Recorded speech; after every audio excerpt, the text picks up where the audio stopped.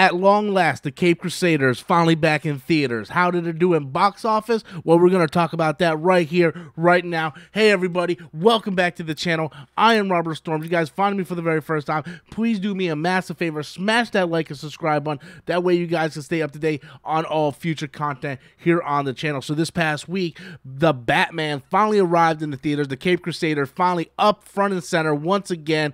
And there was a lot of massive buzz about this movie, although it had very mixed reactions. A lot of mixed reactions from people that I didn't think were going to have those type of reactions. A lot of people really like this movie, and there's a few that just said this movie's just straight up boring.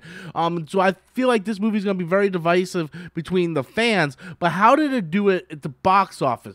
Did the divisiveness show up in the box office? Did that hurt that Batman's opening weekend? Well, guys, we go over to Box Office Mojo. Right now, the Batman did take the #1 spot, coming in at $128.5 million on its opening weekend, which is fantastic. It's one of the highest openings of this year. You know, we're starting to get over the COVID stuff. People really ain't talking about COVID all as much as we used to, and you see more and more people going out to theaters, more and more people not wearing masks anymore, and we're starting to see that these box office openings are going higher and higher. Really, Spider-Man No Way Home in December really kind of broke that mold with a massive weekend opening, first weekend opening, and then of course you know the whole story about Spider-Man making right now $1.8 billion. But the story today is not about Spider-Man, it's about the Batman, and the Batman coming in with $128 million on its opening weekend, I think is very, very, very good for this movie and for any movie right now in this time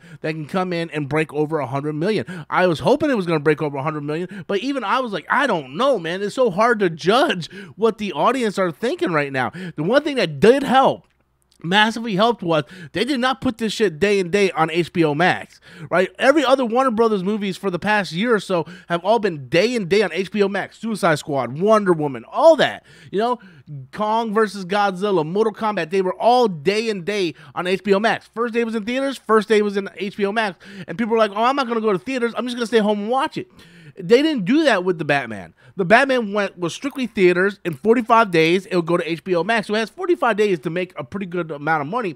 And it's off to a really good start, because when we click on it and we look at its total grosses right now, for just this weekend alone, it made 128 here domestically and 120 internationally, with a grand total of 248.5. So round that off to about 250 on its opening weekend. Like, that's really, really good.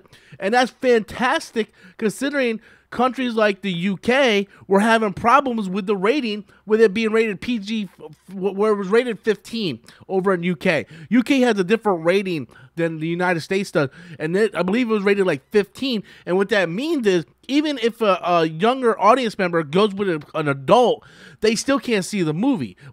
So it was, people were worried, like, is that going to hurt the box office? And no, it's not.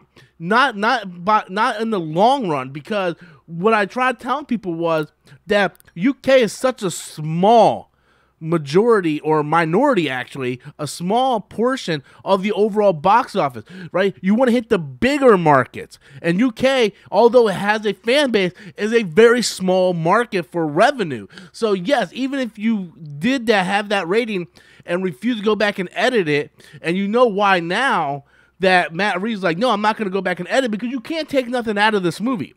This movie is what this movie is, and you can't go back in and just fiddle around with it, because if you fiddle around with one thing, it takes away the entire tone, entire, you know, the entire, what's the word I'm looking for? The entire, like, emotion going through the movie, right? You're going through this movie trying to solve these puzzles and stuff that the Riddler is doing, and each one of these things lead up to this grand finale. And if you take any of that out, right, if you change it tonally or anything, it completely ruins the flow of the film. So you see why Matt Reeves was like, no, I'm not changing anything.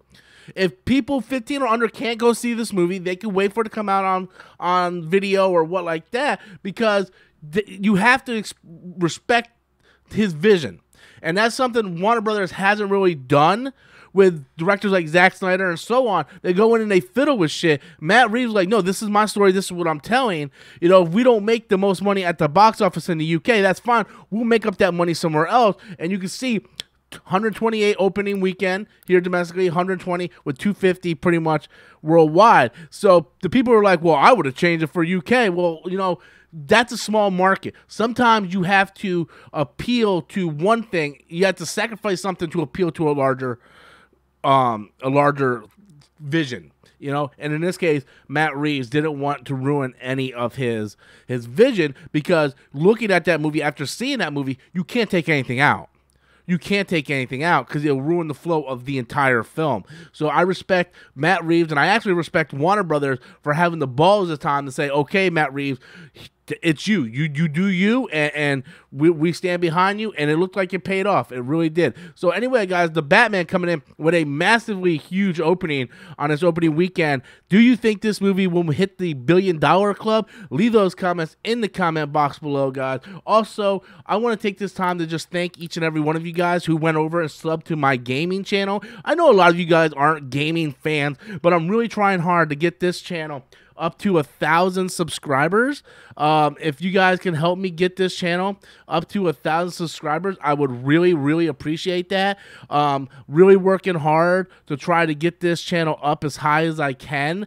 So if you guys can please just go over there, subscribe to the channel. You don't have to watch any of the videos. Just please help me get to my personal goal of 1,000 subscribers. I will have the link in the description box below, as well as in a pinned comment. Please, guys, just show your support. Go over there, just click that subscribe button, and I would appreciate that so very much. So with that said, guys, I want to thank each and every one of you guys for watching the channel. Thank you guys for your constant support. Leave those comments in the comment box below. Tell me below, do you think The Batman will be in the $1 billion club? Did the weekend box office exceed your expectations? Leave those comments in the comment box below. Until next time, as always, I am Robert Storms, and that is my opinion.